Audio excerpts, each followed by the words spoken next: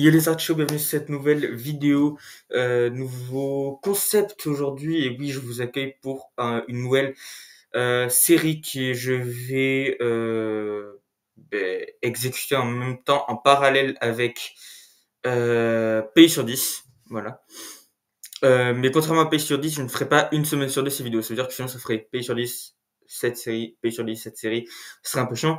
Parce que de toute façon, c'est une série où j'ai beaucoup moins de choses à dire. Évidemment, Pays sur 10, on va faire sur tous les pays. Cette série ne peut pas s'appliquer à chaque pays. Ça s'applique à des cas très particuliers. Et c'est même pas des types de pays particuliers. Ça peut vraiment être du pays le plus connu sur Terre à un pays complètement obscur. Mais il y a un truc qui caractérise tous ces pays. Et du coup, c'est ça dont va parler cette série. Alors déjà, comment elle s'appelle? Elle s'appelle Rise and Fall. Donc, si je traduis en français, ça veut dire la montée et la chute. Donc, c'est assez compréhensible par le titre déjà, ce que ça va être un petit peu le concept. Et en gros, on va parler de pays. Alors déjà, vous savez, j'ai fait 4 vidéos sur ce sujet. Donc des vidéos où je parlais de donc j'en ai fait 2 sur les pays qui ont connu un glow up et 2 sur les pays qui ont connu des glow down. Voilà, donc ça va être un petit peu ça, mais ces deux concepts, du coup, qui sont déjà assez similaires, mélangés. Tous les pays qui ont connu et un glow up et un glow down, euh, et enfin, c'est une proportion évidemment assez massive. On va pas parler de pays qui ont gagné du territoire, qui ont gagné un petit village comme ça, mais qui le lendemain ils ont perdu un autre village à l'autre bout du pays. C'est pas ça pour moi Rise and Fall. Rise and Fall, c'est vraiment quelque chose qui a des enjeux. C'est quelque chose où tu peux mettre une expression ou une phrase clé dessus, enfin surtout une expression par exemple. Et voilà, enfin du coup le truc c'est que Rise and Fall, si j'arrive pas à trouver de trucs ultra intéressants à dire sur l'évolution du pays, c'est que ça en ferait pas un bon épisode de Rise and Fall. Pour moi, Rise and Fall, c'est quelque chose qui est censé être beaucoup plus épique, beaucoup plus intéressant que Pays sur 10. Pays sur 10, c'est analytique. Pays sur 10, c'est personnel. Là, c'est factuel et c'est historique. Donc, je vous propose de plonger directement dans ce premier épisode et c'est le pays qui m'a fait penser à cette série. En fait, au début, je voulais faire une vidéo dédiée à ce pays. Je voulais même pas faire de série Rise and Fall. Je voulais vraiment faire sur ce pays comment ça a monté comme ça et puis c'est redescendu comme ça, quoi. Mais au final, j'ai décidé d'en faire une série parce que je me suis rendu compte qu'il y avait plein d'autres exemples très intéressants dont on va parler dans d'autres vidéos, bien sûr. Donc, on va parler dans ce premier épisode du Royaume-Uni. Voilà, je n'ai toujours pas de pint ou de quoi que ce soit sur le Royaume-Uni. C'est triste. Ah si, pardon, j'ai un petit drapeau, je viens le chercher. Ok, voilà, on va parler du Royaume-Uni. Voilà, passionnant. Bref, alors, ce petit drapeau, bonjour, je vais l'agiter comme ça tout au long de la vidéo. Ça va être très chiant. C'est faux, je vais pas faire ça, j'ai la flemme. Alors, du coup, le Royaume-Uni. Alors, on peut commencer à plein de périodes différentes. On peut commencer quand les premiers humains sont arrivés au Royaume-Uni. Ce serait un petit peu chiant, je pense. On peut commencer à la formation de l'Angleterre. Ça serait un petit peu loin. Et j'ai décidé de commencer à la période où on a vraiment enfin, le nom Royaume-Uni a commencé à être utilisé, c'est-à-dire le 1er mai 1707.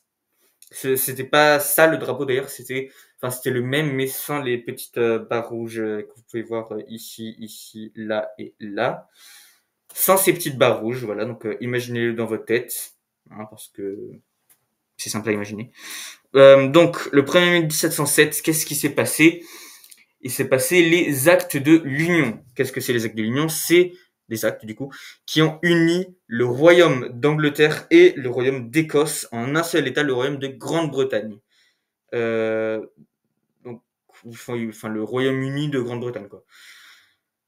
Et à cette époque, il faut savoir que la Grande-Bretagne avait déjà beaucoup de colonies à travers le monde, notamment en Amérique du Nord, en Afrique et en Asie. Donc on commence pas à zéro pour le coup dans cet épisode de Rise and Fall parce qu'on peut pas vraiment dire que l'Angleterre a déjà été à zéro, le Royaume-Uni machin. Mais on va commencer à un point assez bas, on va dire, enfin un point plus élevé qu'aujourd'hui, mais où on peut quand même parler d'un rise, d'une montée assez importante. Parce que évidemment, si il y a un pays où on commence directement ultra fort et après il y a une petite montée mais il y a une énorme chute après, ça marche pas parce que vraiment il faut une grosse partie rise, une grosse partie fall. S'il y a une petite partie rise et une énorme partie fall qui prend 80% de la vidéo, ça sert à rien. Donc on va quand même parler du rise du Royaume-Uni évidemment et après le fall. C'est très intéressant les deux. Même si je dois dire que le rise, il y a un peu moins de trucs à dire, c'est vrai. Mais enfin, c'est surtout parce que c'est un rise ultra rapide, mais quand même du coup très important. Alors, donc il y a énormément de colonies, j'ai déjà dit, et il y a par exemple la Compagnie britannique de l'Inde orientale, très chiant comme nom, je suis bien d'accord. C'est une colonie très importante en Asie. C'est peut-être la plus importante d'Asie d'ailleurs. J'arrête pas de porter mon drapeau partout là. Alors, il faut aussi savoir que du coup, un des points quand même un des points clés de l'histoire de la colonisation britannique, c'est déjà là un petit peu un folle, mais le Royaume-Uni va quand même vite s'en remettre comparé au folle suivant. Mais ce premier folle, du coup, c'est de 1775 à 1783, la Révolution américaine. Euh, la perte des colonies américaines marque la fin du premier empire britannique. Si je dis premier, c'est parce qu'il y en a bel et bien eu un deuxième. Après la perte des 13 colonies, la Grande-Bretagne s'est plus concentrée sur l'Asie, l'Afrique et le Pacifique, ce qui est logique. Et en 1815, notamment, grand événement pour le Royaume-Uni. Après les guerres napoléoniennes, le Royaume connaît une grande expansion, pardon, avec de nouveaux territoires en Inde, en Australie, en Afrique et au Moyen-Orient, par exemple. Voilà. Moyen-Orient, comme les Émirats arabes unis, l'Australie, j'ai pas besoin d'en dire plus, l'Inde non plus. Afrique, comme par exemple, je pense au... J'espère ne pas me tromper quand je dis Kenya et Tanzanie. J'espère ne pas me tromper quand je dis Kenya et Tanzanie, mais normalement ça devrait aller. On espère. Et du coup, la Grande-Bretagne, c'est devenu la principale puissance industrielle et navale, maritime, hein, du monde. Et l'Empire était décrit comme l'Empire où le soleil ne se couche jamais. Voilà, retenez cette phrase, c'est un peu ça la phrase clé jusqu'à la fin de la vidéo. Retenez cette phrase, l'Empire où le soleil ne se couche jamais. En 1920, c'est le moment, vous voyez, dans une rise and fall, il faut forcément un moment où on rise, un moment où on fall, et du coup, ça fait un peu une forme de triangle comme ça, et bien sûr, on prend ce triangle, 1920, c'est le point tout en haut de la pyramide du triangle, ok, c'est le pic de l'expansion britannique, voilà, 1920. Et l'Empire britannique contrôle un quart du territoire et de la population mondiale. Voilà, c'est ça impressionnant. Et maintenant, du coup, qu'on est arrivé au pic, forcément, il y a eu une énorme rise très très rapide et maintenant on part sur un petit fall très lent. Enfin, techniquement, c'était beaucoup plus rapide de ce fall que ce rise, mais c'est juste que il y a plus de trucs à dire sur le fall que sur le rise. Et ça, je pense que c'est un thème un peu dans chaque vidéo. Voilà. Parce qu'il faut savoir que ces vidéos ne seront pas très très longues, hein. C'est pas sur Pays sur 10 que j'analyse chaque petit segment ultra bien.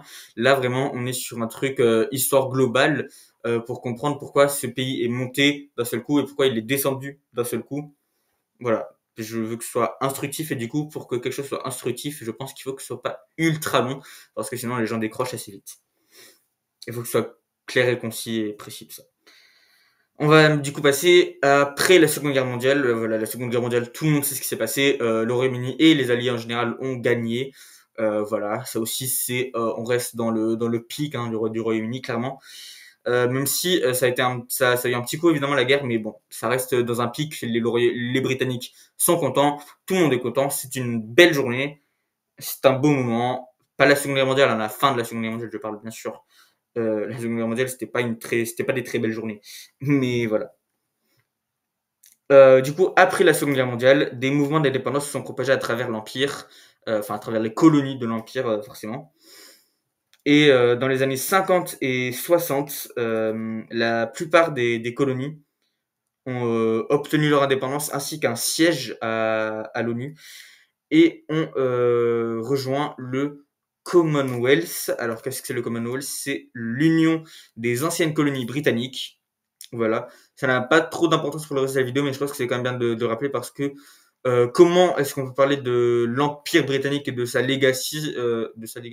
héritage, pardon, sans parler du Commonwealth. Ça me paraît assez évident. D'ailleurs, ce pays juste ici là fait partie du Commonwealth, voilà. Et du coup, là-bas aussi, hein, là-bas ça fait partie du Commonwealth, tout ça là, la Californie. Le Portugal juste ici n'en fait pas partie parce que ce n'était pas une colonie britannique, et l'Espagne juste ici non plus. N'arrive pas que je mélange trop Royaume-Uni et Espagne parce qu'ils sont pas trop copains. Bref. Donc pour le fall, il faut quand même qu'on parle d'un événement très important pour le Royaume-Uni. Et alors pas nécessairement que pour le Royaume-Uni, mais je pense que c'est concrètement le truc qui a fait que le Royaume-Uni s'est passé d'une folle comme tous les autres anciens empires, où tu perds quasiment toutes tes colonies. Donc ça, c'est une petite folle, évidemment. Enfin, oui, c'est un folle, mais ça va. C'est une chute, mais ça passe. C'est cet événement-là qui a fait passer cette chute de normale pour l'Empire, bon, une chute un peu dure, mais normale, à une chute vraiment assez catastrophique et qui amène une très très mauvaise réputation pour le pays. Je pense que vous voyez déjà près de quoi je veux parler. J'en ai déjà parlé dans une précédente vidéo, je crois. C'était c'était au XXe siècle. Du coup, le Royaume-Uni a perdu une grande majorité de l'Irlande, mais attention, pas tout, c'est ça le problème. Ils ont gardé une partie au nord-est de l'Irlande qu'ils appellent l'Irlande du Nord. Et c'est de ça dont on va parler pendant quelques minutes. On va commencer directement en 1921, où un gouvernement pour l'Irlande du Nord, contrôlé par des unionistes, est mis en place. Donc les unionistes, évidemment, c'est ceux qui veulent rester avec le Royaume-Uni. Voilà. Donc il y a une discrimination vers les catholiques parce que l'Irlande c'est des catholiques, le Royaume-Uni c'est des protestants. Attention, attention à ça.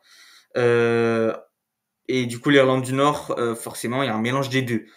Et il y a une discrimination du coup envers les catholiques en termes de logement, de travail et de vote. À la fin des années 60, du coup, il commence déjà à y avoir des marches pour les droits civiques demandant l'égalité. Et c'est inspiré du mouvement des droits civiques des États-Unis. Et ça donne lieu à de violents affrontements entre les manifestants et la police, donc la police royale d'Ulster, pardon, et ainsi qu'entre les communautés catholiques et protestantes, ce qui est assez logique. C'est un peu ça l'essence du conflit, enfin une des essences du conflit en tout cas. Et en 1969, des troupes britanniques ont été déployées pour rétablir l'ordre, mais à la place, elles ont rejoint le conflit dans le camp des unionistes et des protestants, bien sûr. Donc, cet événement s'appelle les Troubles. Je pense que vous en entendez parler. Il y a plein de chansons dessus, notamment Zombie des Cranberries et Bloody Sunday de U2. Mais pas que, hein, évidemment, il y a des films, j'imagine, dessus, il doit y en avoir, je n'ai jamais vu, mais il doit y en avoir énormément, enfin bref. Il y a plein de trucs sur ça, je pense que vous en avez déjà entendu parler, mais peut-être même en histoire, c'est possible, hein, c'est pas impossible. Donc les troubles, principalement, c'était des bombardements, des fusillades, des assassinats, surtout en Irlande du Nord, mais aussi en Angleterre, autre que pour le Royaume-Uni, et en Irlande. Euh, L'armée britannique a mené des opérations de contre-insurrection. Il y a eu plus de 3500 morts et 10 000 blessés, enfin une dizaine de milliers de blessés durant plus de 3 décennies. Voilà. Et du coup, parmi les moments importants, il y avait du coup le Bloody Sunday dont j'ai parlé, le dimanche sanglant en 1972, où des soldats britanniques ont tiré sur 26 manifestants euh, qui manifestaient pour les droits civiques, qui n'étaient pas armés d'ailleurs, à Derry, et ils en ont tué 14. Donc Derry, évidemment, Irlande du Nord. deuxième plus grande ville en Irlande du Nord, je crois, il me semble, Derry. Et il y a eu aussi les grèves de la faim de 1981, où des prisonniers républicains irlandais ont manifesté contre les conditions des prisons en Irlande du Nord. Mais au final, à la fin des années 90, après des décennies de conflits, les gouvernements britanniques et irlandais et des partis nord-irlandais ont commencé des pourparlers de paix. Et le 10 avril 1998 s'est produit l'accord du Vendredi Saint, qui a établi donc un gouvernement de partage du pouvoir entre les unionistes et les nationalistes, la reconnaissance des identités britanniques et irlandaises, ainsi que des dispositions pour le désarmement, la réforme de la police et la coopération transfrontalière. Voilà, ça fait beaucoup d'informations à digérer d'un seul coup, je suis d'accord. Mais normalement, c'est un truc que vous connaissez déjà, j'espère en tout cas. Et j'en ai déjà parlé dans mes vidéos précédentes, je ne sais plus dans quelle vidéo. Si, j'en ai parlé dans ma vidéo sur toutes les îles qui étaient partagées entre plusieurs pays. D'ailleurs, j'ai menti, hein, c'était pas toutes les îles, c'était juste les plus intéressantes. C'était techniquement du putaclic parce que c'est pas toutes les îles, c'est vrai, mais il y en a plein entre la Suède et la Finlande, ou entre l'Indonésie et la Malaisie. Enfin, il y en a plein des îles comme ça, mais c'est juste que je suis désolé, c'est un petit peu chiant, franchement. C'est très chiant de parler de tout. J'ai juste pris les cas les plus intéressants, les cas où il y a vraiment quelque chose à dire. Hein. Voilà. Où il y avait un petit conflit, machin. Donc, alors techniquement ça se finit bien, mais ça a quand même été un coup dur pour le Royaume-Uni du coup, qui s'est rendu compte qu'ils n'étaient pas nécessairement aussi invulnérables qu'ils ne pensaient. Enfin, là on est quand même sur, j'ai envie de dire c'est une guerre civile. Hein, on est sur une guerre civile du coup au sein du Royaume-Uni, et qui a duré jusqu'à 98 quand même. Enfin, de se dire que le Royaume-Uni était techniquement en guerre civile jusqu'à 98. C'est assez fou, et c'est vraiment une preuve que du coup le Royaume-Uni n'est pas invulnérable, parce que à cette époque-là, en 98, il y avait qu'une seule guerre en Europe, et c'était celle-là, quoi.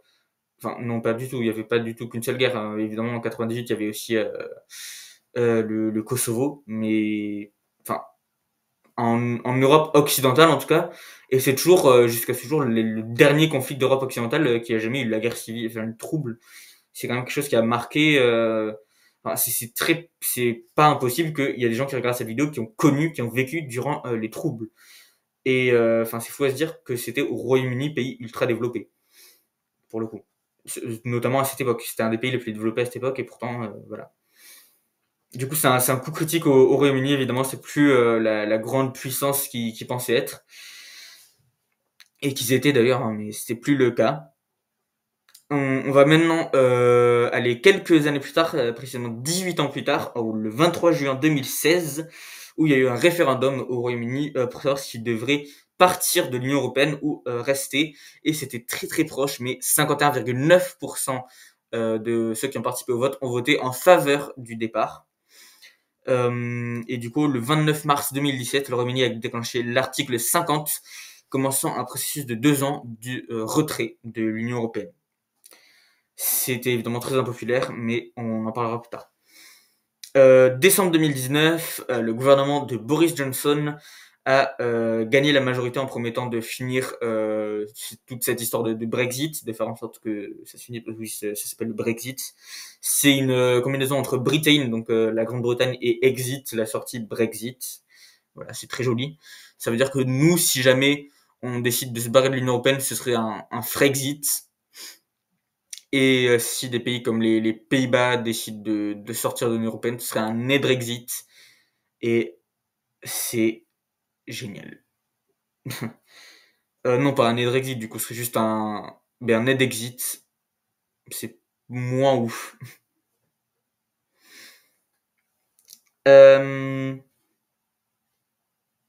Et oui, du coup, le 31 décembre 2020, notre dernière date, enfin sur ces 5 mois en tout cas, la période de transition prend fin. J'ai oublié une partie, je suis désolé. Donc, pardon, le 31 janvier 2020 d'abord, le Royaume-Uni quitte officiellement l'Union européenne et entame une période de transition. Et du coup, le 31 décembre 2020, la période de transition prend fin, et le Royaume-Uni quitte entièrement le marché unique et l'union douanière de l'Union européenne. Le Brexit, du coup, c'est toujours très très largement critiqué à travers le Royaume-Uni, et surtout en Écosse, parce qu'il faut pas oublier que, certes, l'Irlande du Nord, c'est peut-être le pays constituant le plus problématique du Royaume-Uni, mais il faut pas oublier que l'Écosse, c'est très indépendantiste aussi. L'Écosse, c'est peut-être la région la plus indépendantiste, parce qu'en fait, l'Irlande du Nord n'est pas indépendantiste, c'est juste qu'il y en a qui veulent revenir en Irlande. Mais en termes de vraiment devenir son propre truc, ce qui est en général une pensée encore plus forte, j'ai envie de dire, c'est l'Écosse qui domine, clairement. Donc voilà. Et du coup, c'est très critiqué en Écosse. L'Écosse veut être indépendante et veut rejoindre l'Union européenne dès que possible, ce qui paraît assez logique. Et on va passer à notre dernier petit fait qui peut paraître pas du tout important, mais en fait, est-ce que vous vous rappelez de cette phrase que je vous ai dit tout à l'heure, le soleil ne se couche jamais sur l'Empire britannique, non pardon, l'Empire où le soleil, hein, c'était quoi ma phrase? Même moi je me rappelle plus la phrase. Si vous vous en rappelez pas, c'est pas grave. L'empire où le soleil ne se couche jamais. Voilà, l'empire où le soleil ne se couche jamais. Cette phrase va nous prouver le contraire. Cette partie, pardon, va nous prouver le contraire. Donc, le 3 octobre 2024, c'est notre date. C'est magnifique. Donc, le Royaume-Uni et l'île Maurice. Alors, ça peut paraître débile de parler de l'île Maurice parce que c'est une toute petite île en plein milieu de l'océan Indien. Et voilà, ça peut être nul, mais je vous promets que c'est ultra intéressant. Restez jusqu'à la fin. Pas du clickbait. Donc, le Royaume-Uni et l'île Maurice, ils ont publié une déclaration commune sur laquelle ils avaient atteint un accord politique sur la question de souveraineté de nouveaux termes de l'archipel Chagos. Alors, l'archipel Chagos, c'est nul. L'archipel Chagos, c'est un territoire britannique depuis 1814. C'est devenu britannique suite au traité de Paris. Avant les Britanniques, c'était les Français qui ont découvert l'archipel Chagos et qui l'ont classifié comme faisant partie du territoire de l'île de France, qui est évidemment maintenant l'île Maurice. Hein, voilà, ça s'appelait avant l'île de France. Du coup, les Français, on a ramené des populations esclaves d'Afrique continentale et de Madagascar. Mais après, du coup, quand les Britanniques ont pris le contrôle, ils ont aussi classifié cet archipel comme faisant partie du territoire de l'île Maurice. Donc j'ai l'impression que tout va bien. Vous voyez, île Chagos, archipel de Chagos, pardon, et île Maurice, c'est la même entité. Problème, en 1965, juste avant l'indépendance de l'île Maurice, juste pour les faire chier, le Royaume-Uni a détaché l'archipel de Maurice, a créé le territoire britannique de l'océan Indien. Comme ça, l'archipel Chagos euh, pourrait rester entre leurs mains du coup, et l'île Maurice ne resterait que l'île Maurice et pas un archipel en plus. Donc pourquoi ils ont gardé ce petit archipel? Vous pouvez vous demander, parce qu'en fait vous pourrez penser qu'il sert à rien, c'est au milieu de l'océan Indien et de base il y a rien dessus, mais en fait si il y a quelque chose dessus, il y a des bases militaires américaines et britanniques sur l'île principale Diego Garcia, l'île du coup la plus grande de l'archipel. Donc c'est évidemment très très important. Et malheureusement, du coup, la population tchagosienne a été déplacée de force aux Seychelles et forcément à l'île Maurice entre 1968 et 1973.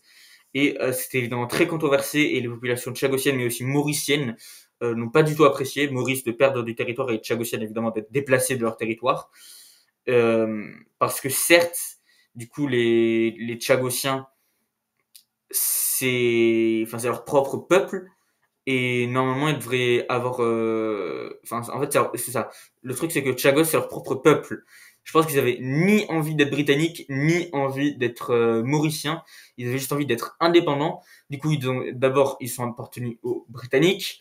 Ils étaient pas ravis. Ensuite, ils ont appris qu'ils allaient être attachés aux Mauriciens. Quand ils allaient être indépendants, ils étaient pas ravis non plus. Mais en fait, non, parce que ça reste sous les Britanniques. Du coup, ils sont en mode, ah, on reste britannique, c'est pas ouf. Mais en fait, non, ils sont envoyés à l'île Maurice et du coup ils redeviennent mauriciens et du coup c'est toujours pas ouf, et du coup au final c'est chiant pour les Tchagosiens de pas savoir s'ils sont mauriciens ou britanniques, alors que eux ils veulent juste être Tchagosiens. Voilà. Euh, Mais du coup, on passe maintenant au 22 mai 2025, où il y a un traité formel stipulant que l'archipel entier, y compris de l'île de Diego Garcia, serait cédé à l'île Maurice, tant que les États-Unis et le Royaume-Uni peuvent continuer à utiliser leur base militaire là-bas. Au début, l'île Maurice n'a pas accepté. Elle ne voulait pas récupérer ça parce que ça servirait plus à rien. Il y avait plus un seul Tchagosien, il y avait plus un seul Mauricien à Chagos, et du coup ça servait à rien, mais ils ont quand même accepté. Juste, c'est culturel, c'est symbolique, et je pense que pour eux ça reste assez important. On va pas se mentir là-dessus. Et voilà, c'est là que se termine notre journée.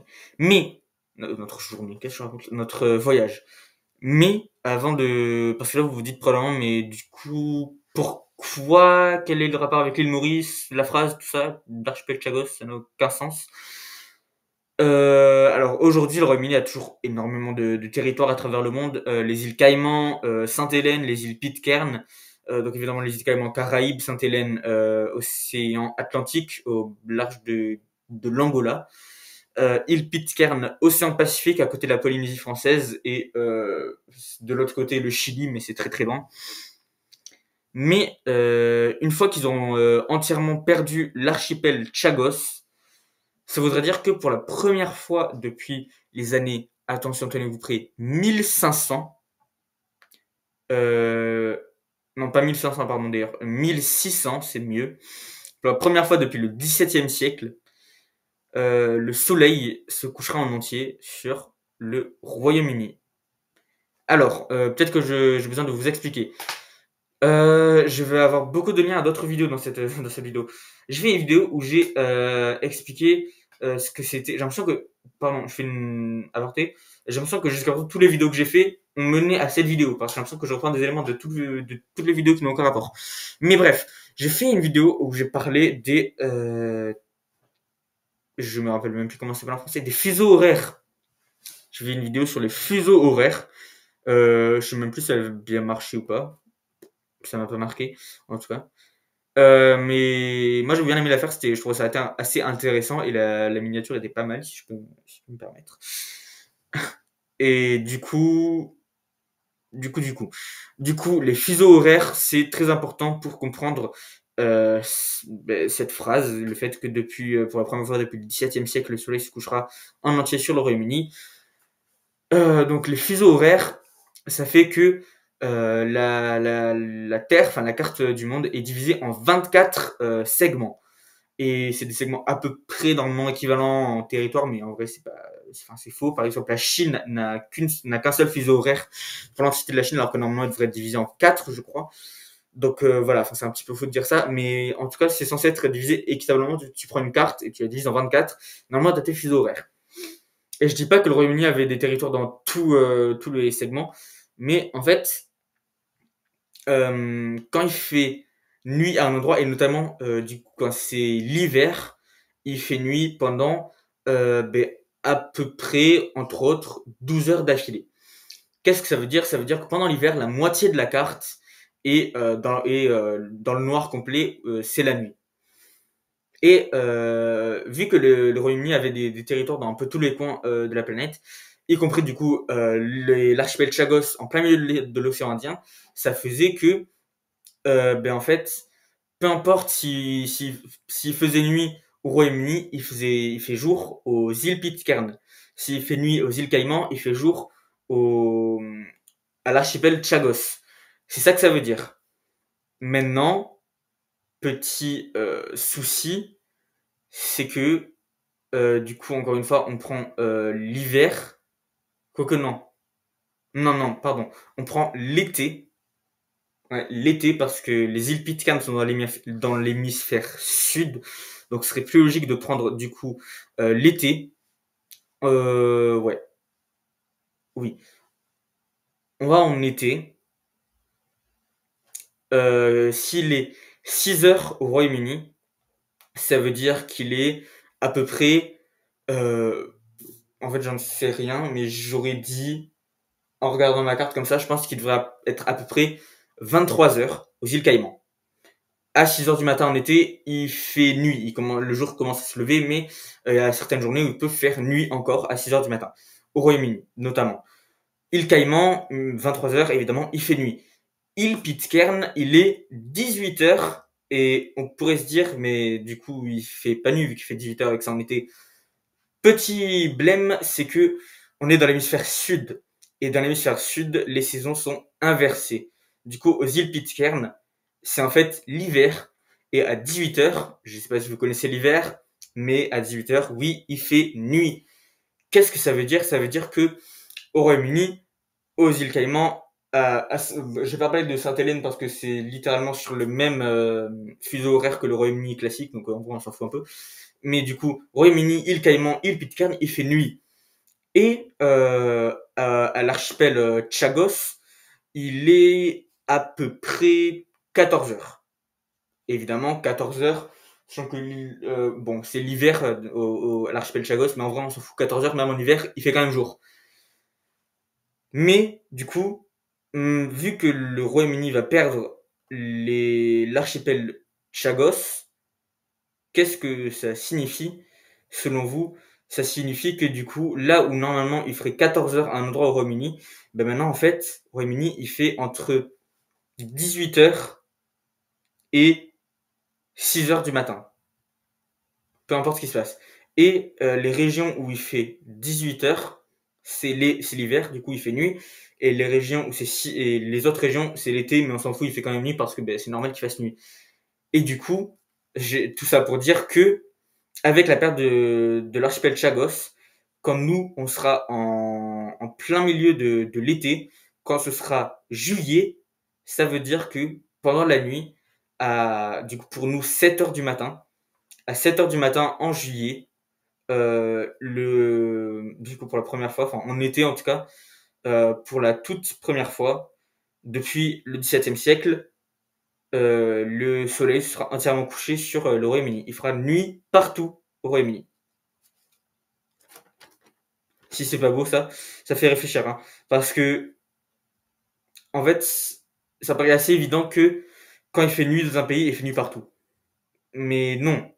En fait, on a tous du mal à comprendre que là, imaginons vous regardez cette vidéo, il est 11h du matin, et ben dites-vous que là, il y a des gens qui vont se coucher à l'autre bout du monde. Là, si vous me regardez de France, aux Philippines, il y a des gens qui vont se coucher. Mais si vous me regardez et qu'il est 3h du matin, ben là, peut-être que y a des gens, on va reprendre l'exemple des Philippines, qui sont en train de déjeuner. Pas de petit déjeuner, hein, de manger leur repas de midi. Et c'est assez perturbant les trucs de fuseau horaire. Et en vrai, je comprends pourquoi ça existe, parce que du coup, sinon, on n'aurait pas tous la même notion de nuit. Ça veut dire qu'il y en a certains qui diraient ah, il est 14 heures, je vais me coucher. Et il y en a d'autres qui diraient ben, non, il est 14 heures, tu restes éveillé. Enfin, logique. Du coup, je peux comprendre à la fois les fuseaux horaires, mais je trouve que des fois, c'est un peu perturbant. Il n'y a pas vraiment de solution parfaite pour ça. Il faudrait qu'il fasse jour partout en même temps et nuit partout en même temps. Ce n'est pas possible, évidemment. Mais voilà, du coup, c'est-à-dire que quand tu as des amis en Australie, par exemple, tu sais pas trop quoi leur parler parce que c'est quasi impossible. Et parce que quand tu as 12 heures de différence avec quelqu'un et que tu as genre 1 heure par jour pour te parler, 1 heure spécifique, je parle pas 1 heure en général, 1 heure spécifique, c'est un peu chiant. Oui, c'est très chiant même. Mais voilà. Donc, aussi compliqué que ça puisse paraître, oui, c'est possible que le Royaume-Uni connaisse sa première vraie nuit entière pour la première fois depuis le XVIIe siècle. Et c'est ce qui va se passer l'été prochain. Voilà, donc marquez vos agendas. Je sais quand déjà l'été, c'est le 22 juin, je crois. 22 juin 2026, le soleil se couche sur le Royaume-Uni entièrement. Voilà, c'est acté. C'est acté. Merci. Donc, j'espère que vous comprenez où est le folle là-dedans. C'est que évidemment, on avait dit que ce qui fondait un petit peu, enfin la phrase qui fondait le Royaume-Uni, c'est que c'était l'empire où le soleil ne se couche jamais. Sauf que là, le soleil va bel et bien se coucher sur le Royaume-Uni. Du coup, c'est là où est le folle, c'est que on en est à un point où ça veut dire que le Royaume-Uni est sur une perte territoriale, ben, la plus grande perte territoriale, enfin le plus grand, le point le plus bas en termes de territoire pour le Royaume-Uni depuis le XVIIe siècle. Si vous voyez pas la folle, c'est qu'il y a un petit problème quand même. Bref, merci beaucoup d'avoir regardé cette vidéo. J'espère que vous l'avez appréciée. Moi, j'ai franchement énormément aimé cette vidéo. C'est vrai que j'hésite un petit peu de temps en temps, peut-être que c'est pas ultra intéressant, j'admets, mais moi j'aime bien. Je pense que je vais faire d'autres vidéos, mais vous inquiétez pas, là, c'est le premier épisode, donc dans tous les cas, ce sera chaotique, mais le prochain, avec un peu de chance, sera plus ordonné, parce que de toute façon, je pense que, enfin, c'est un concept ultra compliqué, et je suis un peu fatigué en vrai, donc c'est peut-être aussi pour ça, mais voilà. En espérant que les prochains épisodes seront mieux. Donc, vous attendez pas à ce que le prochain épisode de Rise and Fall soit dans 2 semaines. Hein. Ce sera probablement dans 2 mois, mais c'est pas grave parce que en tout cas le prochain épisode de Pays sur 10 sera la semaine prochaine et c'est tout ce qui compte. Génial. Merci beaucoup d'avoir regardé cette vidéo encore une fois parce que je sais que c'était pas forcément peut-être très facile de la regarder en entier. Mais moi et mon petit drapeau du Royaume-Uni, on vous dit belle étape.